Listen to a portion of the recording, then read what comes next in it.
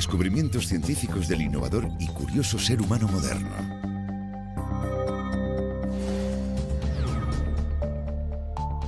Existen 5 claves que nos abrirán las puertas al futuro.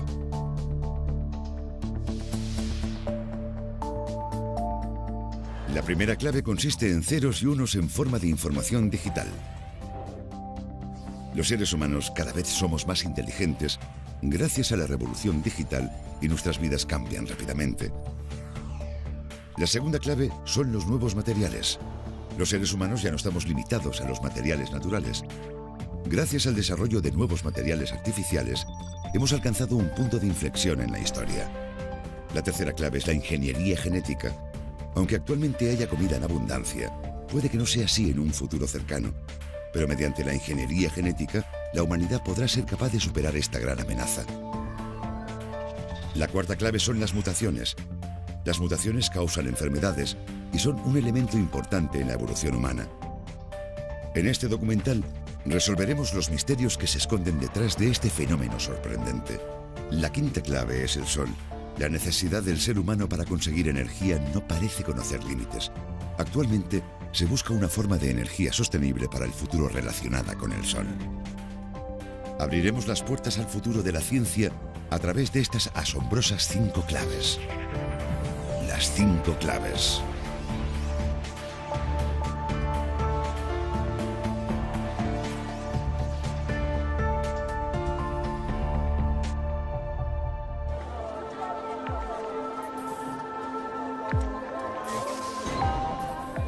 Cada año, 150 millones de personas enferman en todo el mundo. En África, 1 millón de niños mueren a causa de una terrible fiebre, la malaria. Sin embargo, algunos africanos son inmunes a esta enfermedad.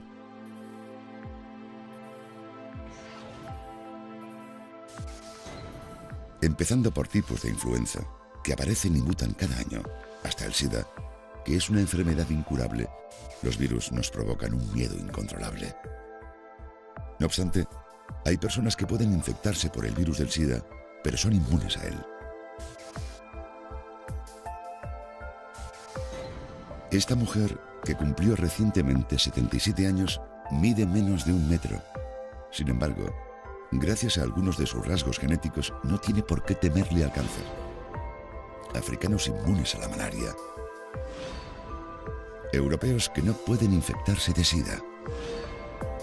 Y esta mujer, que nació con el síndrome de Laron, pero también con una gran resistencia al cáncer. ¿Cuál es el secreto de estas personas y de las habilidades que les hacen diferentes al resto?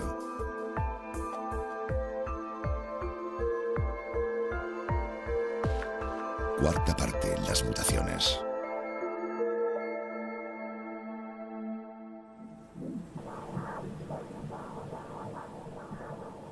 Semana 20 del embarazo.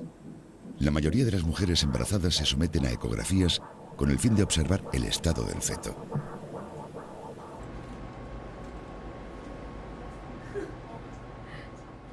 De esta forma, comprueban que el bebé esté sano. En ese punto del embarazo, se puede apreciar la estructura del cerebro y el corazón del feto, así como la forma de sus pies. Las mujeres embarazadas se hacen esta prueba desde las primeras etapas del embarazo para asegurarse de que el niño nacerá sano. La más mínima mutación genética incrementa las probabilidades de que el feto nazca con algún defecto congénito.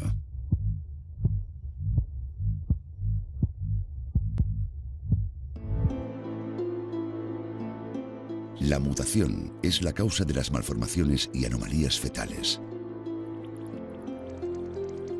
Esta alteración se produce en el momento de la fecundación, cuando el espermatozoide penetra en el óvulo. Los cromosomas pueden verse alterados en el momento de la unión entre los genomas, o bien puede que sean los propios padres los portadores del gen anómalo. Esto deriva en la aparición de mutaciones con características y funciones diferentes. Sin embargo, la mutación es un proceso menos complejo de lo que imaginamos.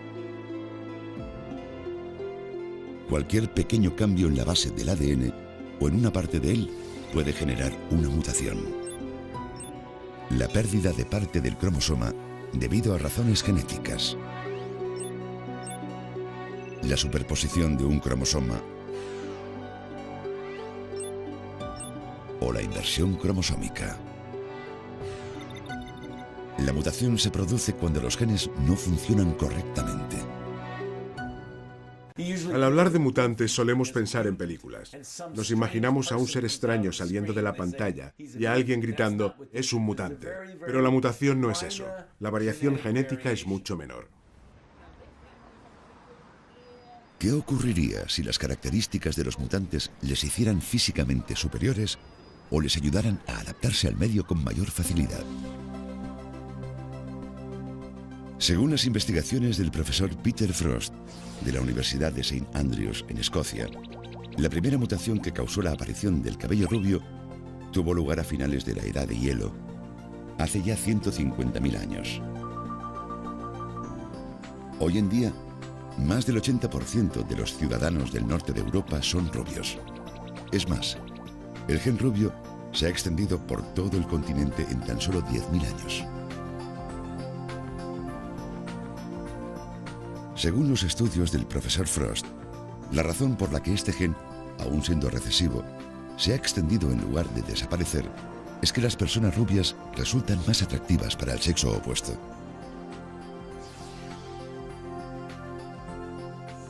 Las diferencias en el color de pelo, de ojos e incluso de piel demuestran que, en un momento dado, se han producido distintas variaciones genéticas o, en otras palabras, mutaciones.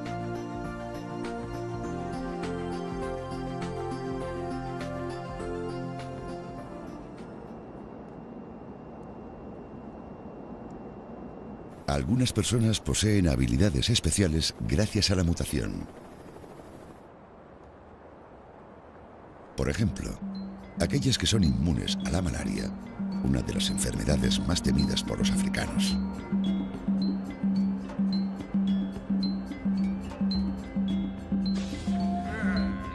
Esto ocurre en personas cuyos glóbulos rojos tienen un aspecto semilunar. Los hombres cuyos glóbulos presentan esta forma son más débiles y a menudo sufren anemia. Sin embargo, las mujeres africanas ven en este tipo de hombre al marido perfecto. Esto se debe a su inmunidad a la malaria. No hay nada más atractivo en un hombre que el hecho que sea inmune a la malaria, aunque eso implique padecer anemia.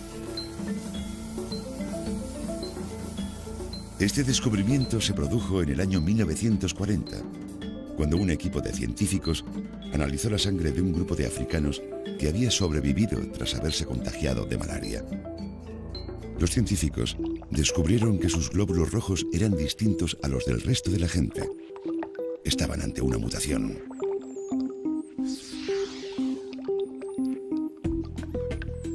Estas células se denominan células de la hoz porque adquieren la forma de esta herramienta. Pero, ¿por qué las personas con esta característica son inmunes a la malaria? Los glóbulos rojos normales son células con forma de disco bicóncavo que se encargan de portar el oxígeno a través de la sangre. Su forma cóncava facilita que se una con el oxígeno. Sin embargo, las células de la hoz llevan menos oxígeno y por tanto bloquean el flujo de la sangre. Esto causa anemia. En cambio, esas células no son afectadas por los gérmenes de la malaria.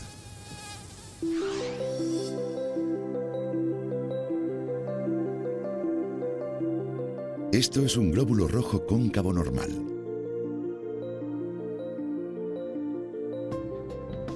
Los gérmenes de la malaria pueden llegar fácilmente a la superficie del glóbulo una vez que éste está infectado.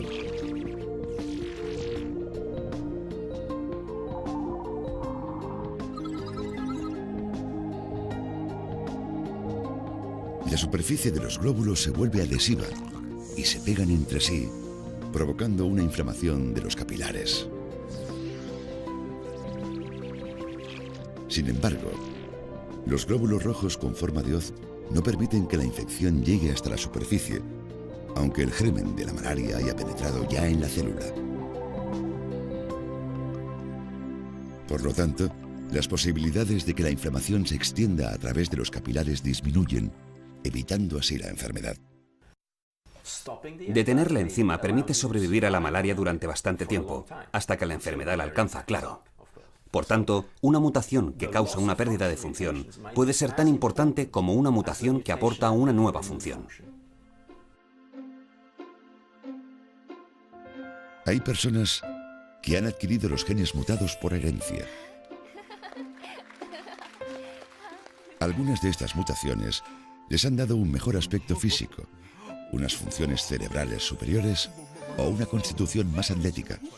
Este tipo de mutaciones resultan muy atractivas para el sexo opuesto.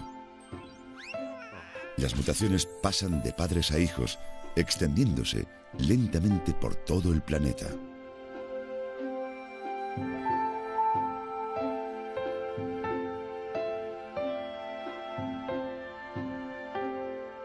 ¿Cuándo nació el término mutación?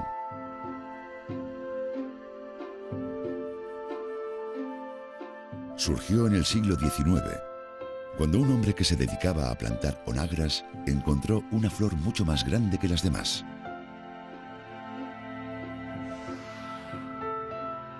El hombre decidió recoger la semilla de esta enorme onagra y cultivarla.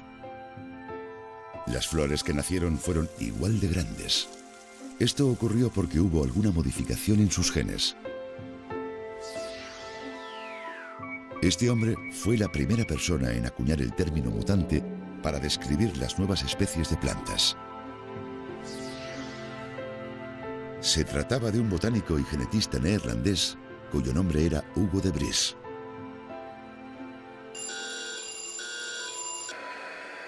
Más tarde, los científicos descubrieron que algunos factores externos, como la radiación o las sustancias químicas, también podían provocar una mutación.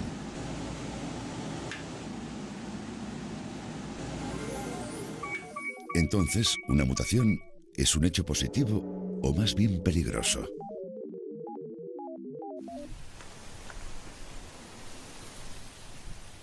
Muchos de nuestros recursos alimenticios han evolucionado a partir de una mutación. En Josu, una ciudad de la provincia de Geoya del Sur, podemos encontrar cultivos de arroz salvaje. Cada espiga de arroz tiene una larga y afilada barba puntiaguda que ahuyenta a las aves hambrientas. Una vez refinado, adquiere un color entre rojo y negro.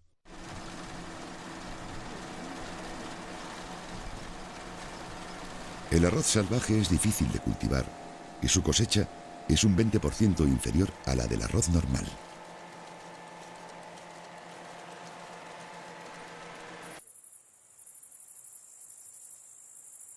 Por esta razón, la mayoría de los agricultores prefieren plantar un arroz blanco de grano más grueso antes que ese arroz salvaje de tono rojizo. ¿Cuándo comenzó a cultivarse el arroz blanco?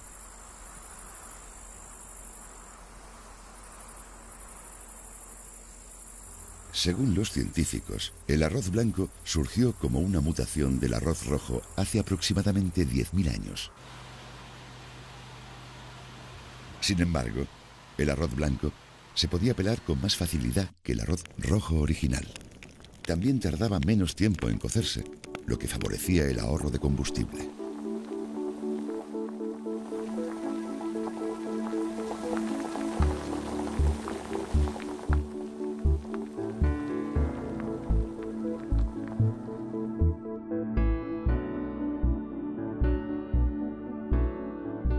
Además, su cosecha era superior a la de arroz salvaje y los agricultores pronto prefirieron sembrar el arroz mutado.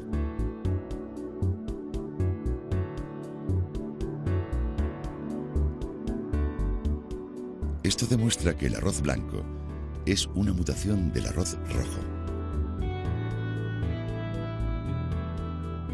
La mayoría de los productos agrícolas que consumimos en nuestro día a día también son mutaciones de alguna variedad salvaje. El trigo que hoy comemos empezó a cultivarse alrededor del año 7000 a.C. Los agricultores prefirieron cultivar el trigo mutado, cuyo grano largo no se desprendía con tanta facilidad del tallo. Este tipo de trigo es el que todavía comemos hoy en día.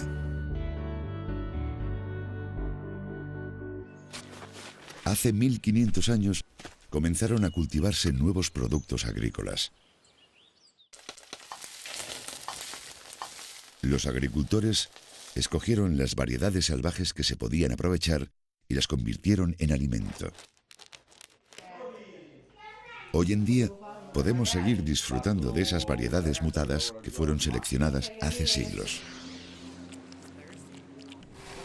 Pero esto no ocurre solo con los alimentos. Algunos animales también han evolucionado a partir de una mutación. Hace aproximadamente 15.000 años, un grupo de hombres estaba cazando y recolectando comida cuando una manada de lobos se acercó a ellos en busca de alimento. Los lobos resultaron ser mansos y los hombres decidieron llevárselos para que defendieran su casa de cualquier intruso.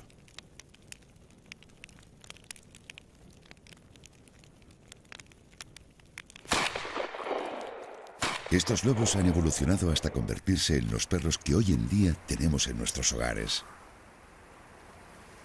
Los perros, que se han convertido en los mejores amigos del hombre, son totalmente distintos a los lobos de antaño.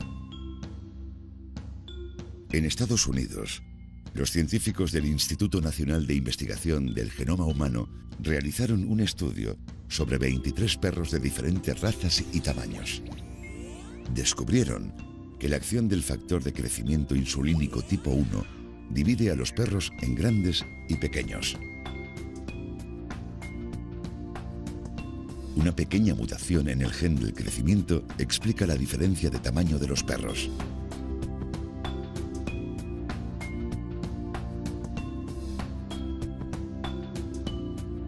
Tanto el aspecto físico como el carácter de estos animales dependen de sus genes. Los perros de caza, los perros adiestrados o los perros lazarillo tienen características diferentes debido a que sus genes también lo son.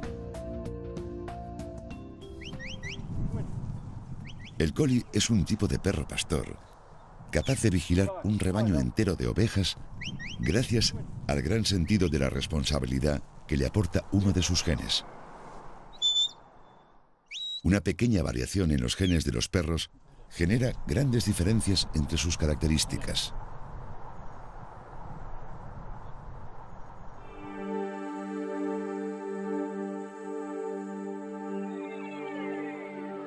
¿Dónde tiene lugar la mutación? La clave del cambio.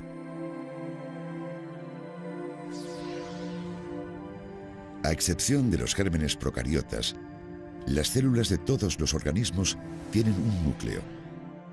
Cada núcleo contiene un número determinado de cromosomas. Y cada cromosoma contiene ADN, el cual almacena la información genética que se transmite de padres a hijos. El centro de la mutación es el ADN. En el caso del ser humano, contiene 4 bases nitrogenadas, A, T, G y C.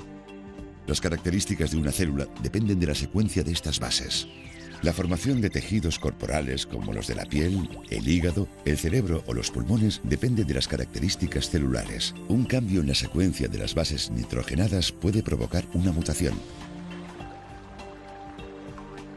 Sin embargo, una mutación no se produce de la noche a la mañana. Primero, se selecciona la mutación más ventajosa. Esta se aísla creando un grupo de genes únicos.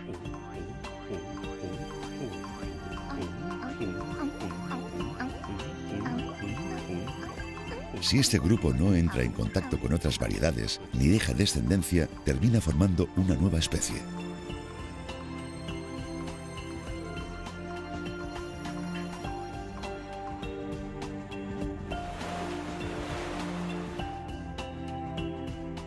Estos cambios son el resultado de la combinación entre mutación, selección natural y aislamiento fisiológico. La evolución es un proceso que se desarrolla lentamente a través del tiempo.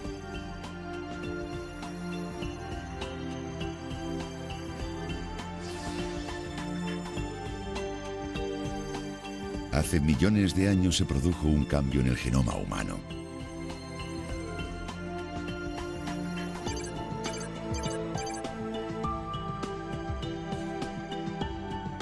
La diferencia entre el genoma del ser humano y el del chimpancé es de un 1,3%.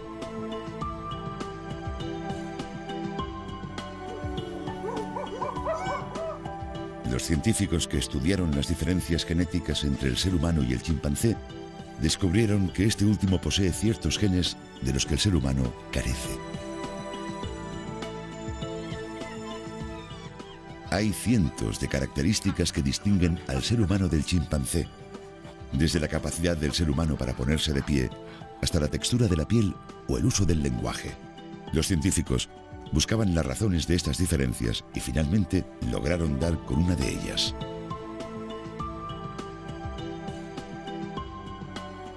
Hay una gran diferencia entre la superficie celular del chimpancé y la del ser humano.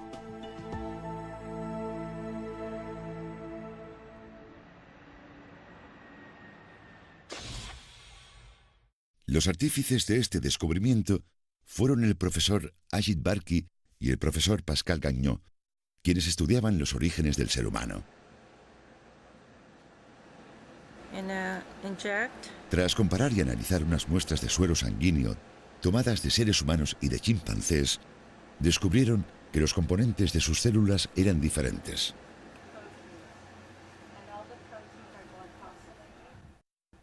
El gen CMAH produce una proteína enzimática encargada de convertir AC en GC.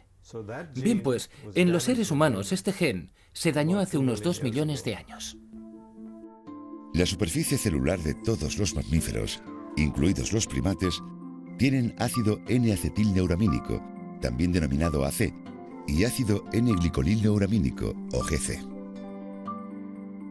Sin embargo, el GC de los seres humanos fue dañado hace 2 millones de años.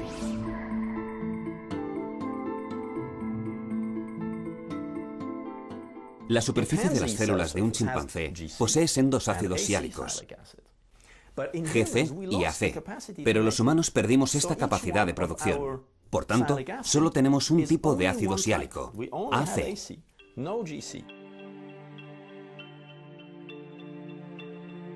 Una parte del gen que forma la superficie celular humana se separó y las partes restantes se unieron, provocando una mutación.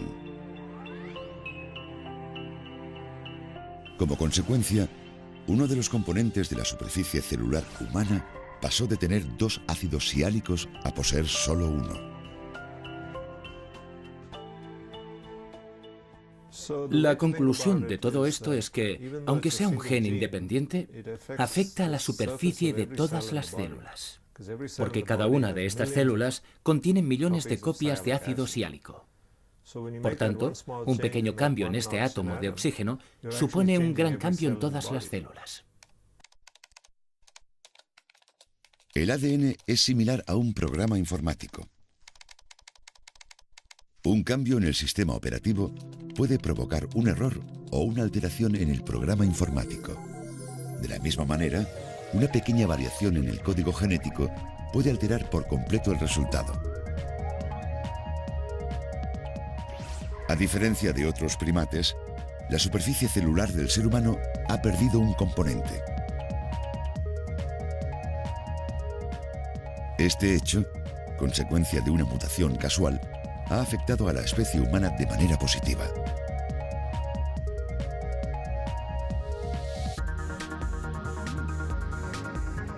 Al final, la mutación resultó ser una de las razones por las que el ser humano es distinto a otros primates.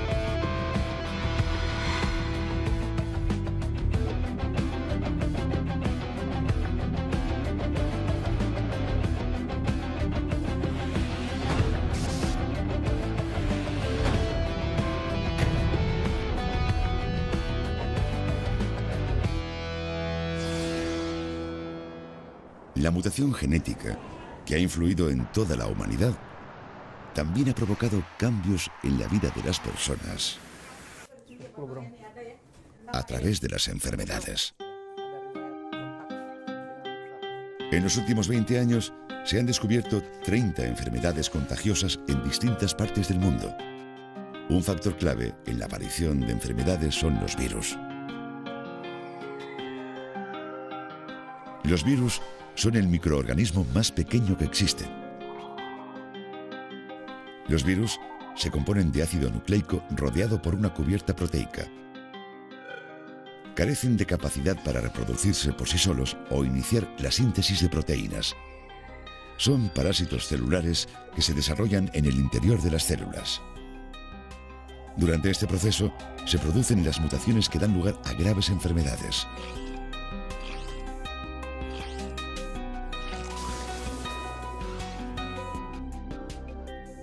La razón que hacen a los virus tan peligrosos son el riesgo de mutación y la rapidez con la que se extienden.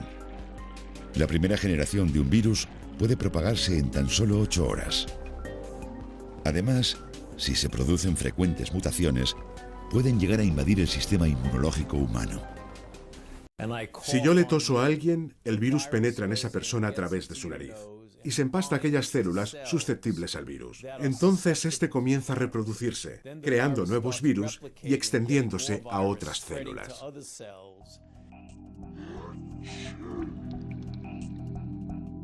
Los nuevos agentes resultantes de la mutación logran sobrevivir gracias a su capacidad para esquivar el sistema inmunológico de su huésped. Los virus desarrollan rápidamente una gran tolerancia a la medicación, lo que dificulta su curación. Además, las mutaciones sobreviven hasta el punto de que ni las vacunas resultan efectivas. Existen enfermedades incurables causadas por la mutación de algún virus. El mayor ejemplo es el síndrome de inmunodeficiencia adquirida, comúnmente denominado SIDA.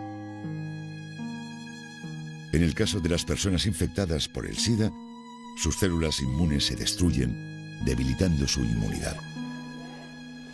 Los tumores y las enfermedades infecciosas pueden extenderse por todo el cuerpo hasta provocar la muerte.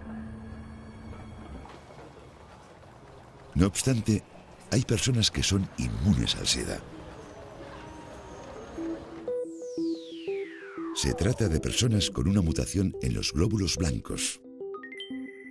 Los glóbulos blancos del ser humano contienen CCR5. La unión entre el gen CCR5 y un receptor deriva en una enfermedad.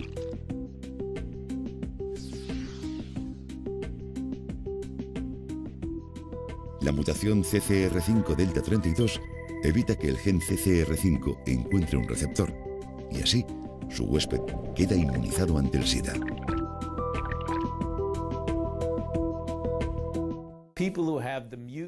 Las personas que portan la mutación CCR5 delta 32 no se pueden infectar.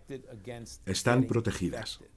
Su célula no actúa como receptora del virus. Por lo tanto, cuando el virus entra en su cuerpo buscando una célula a la que adherirse, no lo consigue. Solo un 1% de la población posee la mutación CCR5 delta 32 y, por tanto, es inmune al virus del SIDA.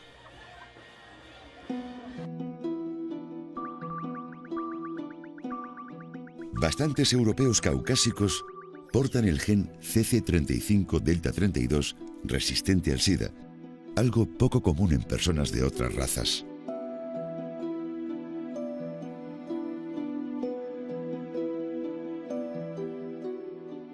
Christopher Duncan y su equipo de investigación de la Universidad de Liverpool concluyeron que el hecho de que el gen CCR5 delta 32 sea más común en los europeos es consecuencia de una plaga. En el año 1300, la peste negra se extendió por toda Europa. Un devastador 40% de la población murió a causa de esta enfermedad. Una minoría de los europeos, solo 1 de cada 20.000, tenía un gen mutado especial. Este gen era el CCR5 delta 32. La función de este gen era proteger a su portador de la peste negra.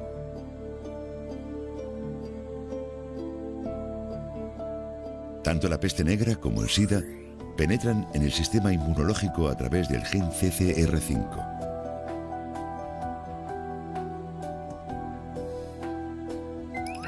La peste negra estuvo presente durante mucho tiempo, incrementando así la probabilidad de formación del gen CCR5 delta 32, una mutación del gen CCR5. La probabilidad pasó de 1 de cada 20.000 habitantes a 1 de cada 10.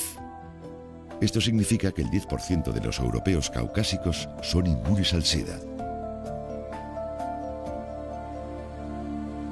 Una mutación casual creó una barrera protectora contra algunas enfermedades y, como consecuencia, el 10% de los europeos son inmunes al SIDA.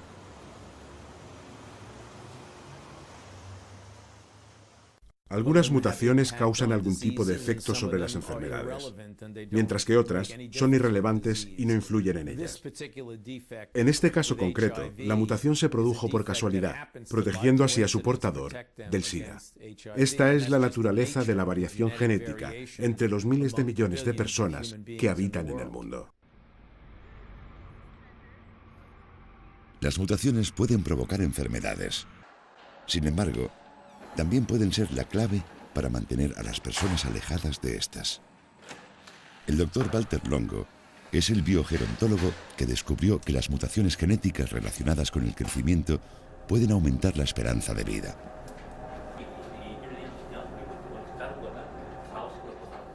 La mayoría de los ratones vive una media de 2 años y 2 meses. Sin embargo, los ratones enanos viven más de 3 años y además rara vez enferman. El 30 o el 40% de los ratones padece cáncer, enfermedades inflamatorias o deterioro cognitivo. Sin embargo, en los ratones enanos no es así. Estos están protegidos contra el cáncer, el deterioro cognitivo y la resistencia a la insulina, que es habitualmente una alteración relacionada con la diabetes. El caso de los ratones enanos demuestra que la mutación genética influye en enfermedades como el cáncer o la diabetes. ¿Ocurre lo mismo en los seres humanos?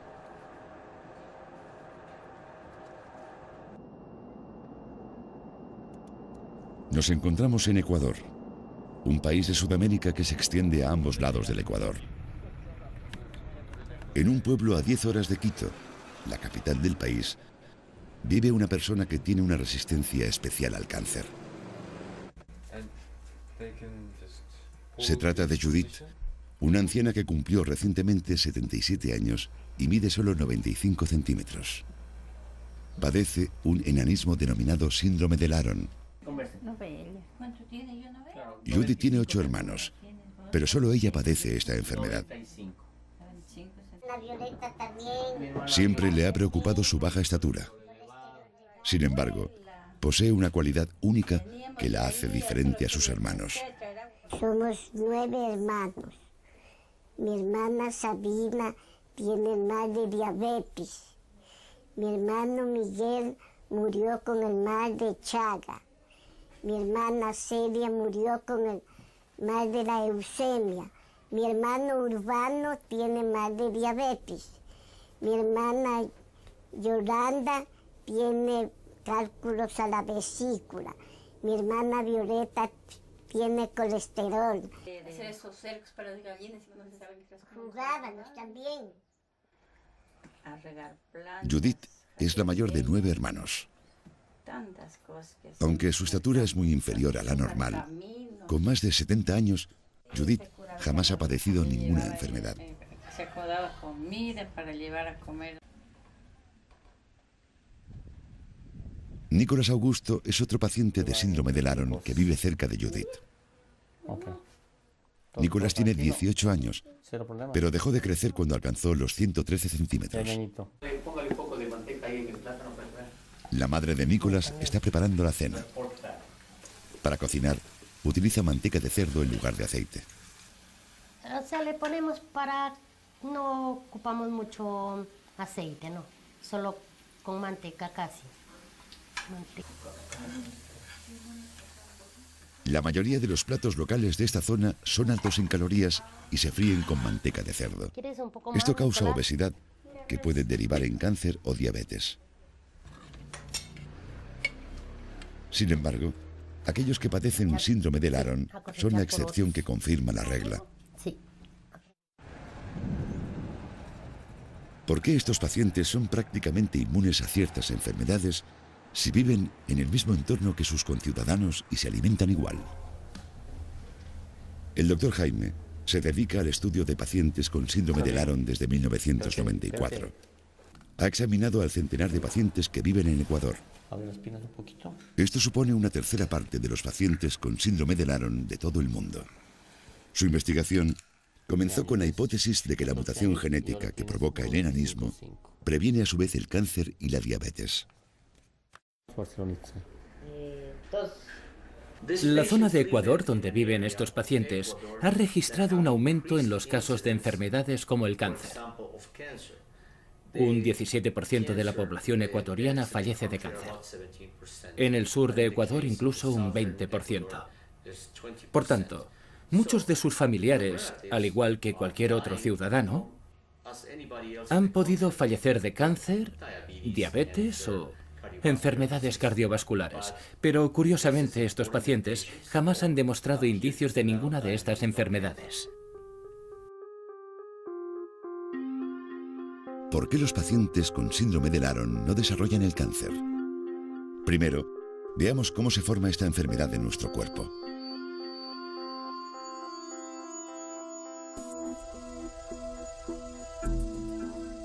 $80.000 millones de células mueren y nacen cada día. Esto se denomina replicación celular.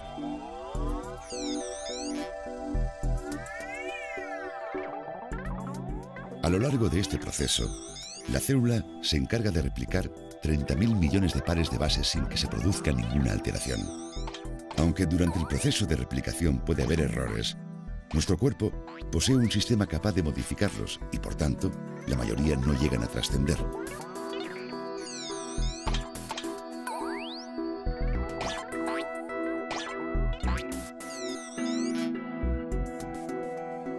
Aún así, hay un daño que no puede ser reparado. Cuando un defecto afecta a más de 4.000 células, estas se convierten en células cancerígenas. Las células cancerígenas nacen cuando una parte del gen está dañada. Por tanto, el principal factor es la mutación. Normalmente, una célula inmune de un ser humano no es capaz de combatir más de 10.000 células cancerígenas. Un tumor comienza a crecer cuando existe un problema en la función inmunológica de la célula. Las células cancerígenas empiezan a extenderse cuando superan el millón y una vez alcanzado el billón, se forma un tumor del tamaño de un grano de arroz. Cuando el billón se convierte en un trillón, el paciente fallece. El doctor Jaime publicó una tesis donde afirmaba que la mutación es la causa de que el síndrome de Laron prevenga el cáncer. Llevo estudiando sus casos desde 1994 y a día de hoy no me he encontrado con ningún caso de diabetes y con solo uno de cáncer. Me parecía muy extraño. Pero, sin embargo, hay otra investigación que asocia el cáncer con un alto nivel de IGF-1. Según el doctor Jaime, la razón por la cual los pacientes con síndrome de Laron son más resistentes al cáncer es que la glándula pituitaria segrega las hormonas del crecimiento. Estas hormonas son enviadas al hígado, donde se encuentran con los receptores, generando IGF-1. El IGF-1 se envía a las células para impulsar el crecimiento. En el caso de los pacientes con síndrome de Laron, los receptores que están en el hígado rechazan la hormona del crecimiento. Una mutación en el receptor provoca un cambio en el cuerpo, de modo que éste genera menos IGF-1 y detiene el crecimiento.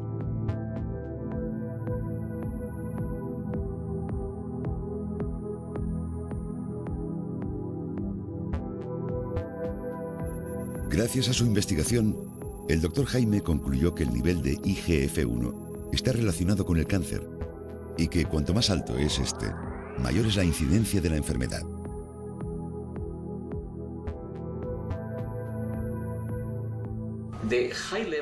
Un alto nivel de IGF-1 causado por una inhibición de la apoptosis provoca la proliferación de células malignas.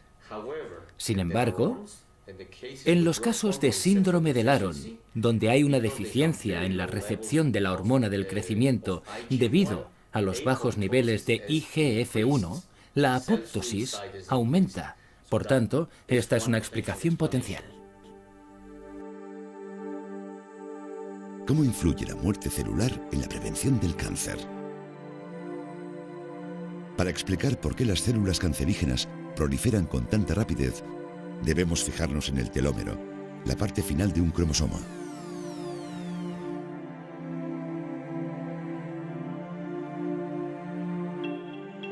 La longitud del telómero en las personas cuyas células son normales es siempre la misma. Cuando tiene lugar la división celular, el telómero se reduce hasta que se convierte en un nudo y la célula muere.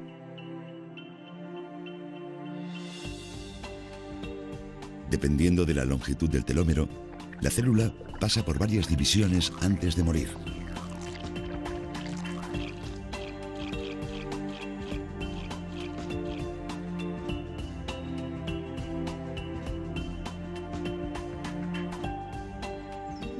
Si por alguna razón el telómero no funciona como debiera, las células siguen dividiéndose en lugar de morir y se convierten en células cancerígenas.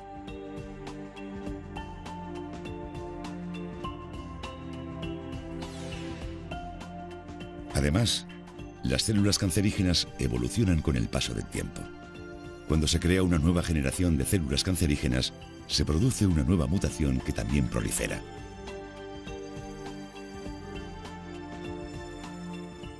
En el caso de los pacientes con síndrome de Laron, el nivel de IGF-1 es bajo y la muerte celular ocurre a menudo.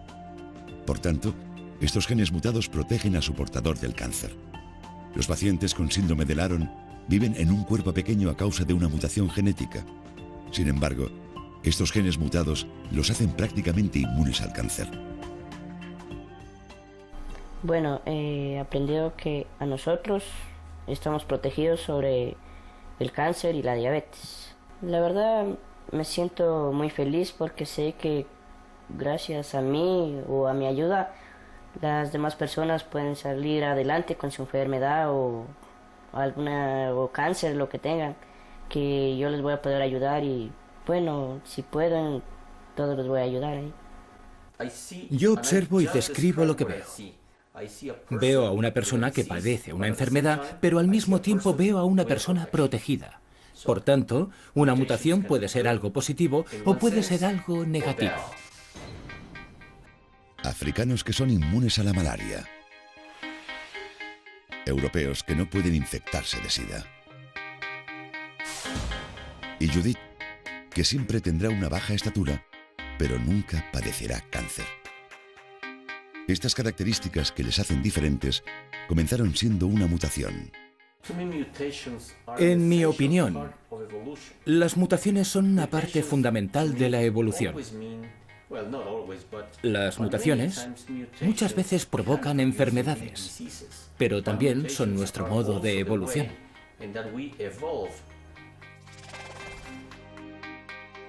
Las mutaciones genéticas hacen que tengamos distinto color de pelo y superficies celulares únicas. Mucha gente muere a causa de los virus que mutan con facilidad. No obstante, gracias a las mutaciones genéticas, hay personas inmunes a ciertas enfermedades. Mediante el estudio de estos casos, los científicos intentan encontrar la manera de prevenir dichas enfermedades. Una mutación es una gran oportunidad. Pero como todas las oportunidades, puede conllevar riesgos. Y es el efecto de la mutación en el organismo que porta dicha mutación en cada una de las células, lo que determina si la mutación supone un riesgo y si, por tanto, debe desaparecer. Uno de los beneficios de las mutaciones es que se hacen cada vez más comunes, hasta que finalmente se extiende a toda la población. La mutación es la base de la evolución. Algún día, una raza completamente distinta a la raza humana como hoy la conocemos, caminará sobre la superficie de la Tierra. La clave está dentro de nosotros, en los genes y en las mutaciones.